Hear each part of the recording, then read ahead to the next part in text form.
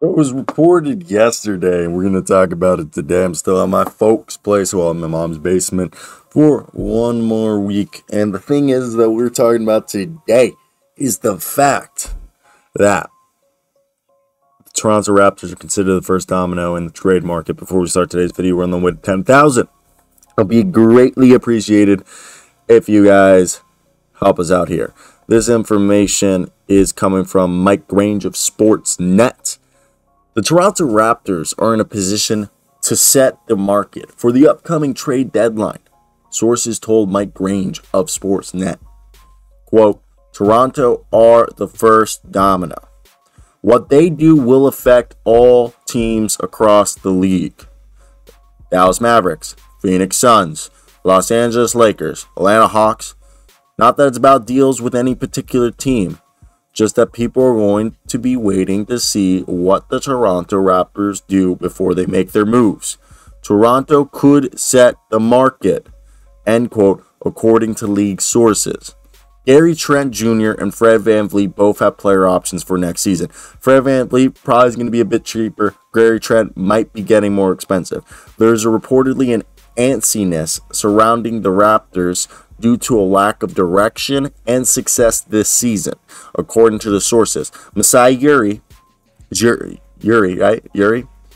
Is a guy that I think is going to show how important it is for him to win. And for me, when I look at this current situation, I don't know. I'm a huge Nick Nurse fan, and I feel like it's just weird to see what's going on with the entirety of the Raptors. Because I think if you trade Pascal or OG Anunoby, you're signifying a rebuild. All right? And nobody likes a rebuild, let's be honest. But I think trading Fred VanVleet, I floated this out, and I know a lot of Raptors fans don't like this idea.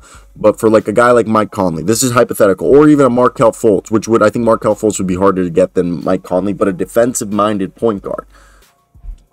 How do you guys think that could maybe move the needle for the Raptors? Potentially.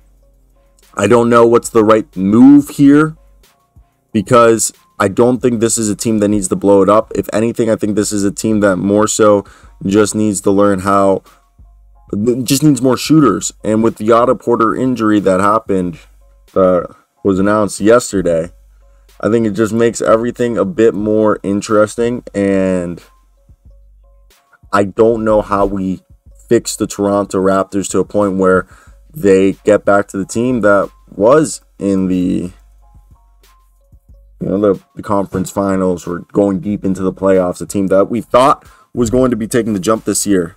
Because Pascal's a superstar. Scotty, he's on a sophomore slump, but what's the right move here, What's the right move here? And that's where I think everything gets interesting, because I don't know if it's worth trading away any of their main pieces. The only guy that I think you got to keep Trent Jr. and you got to trade the other guys like Khem Birch, Thad Young, Chris Boucher.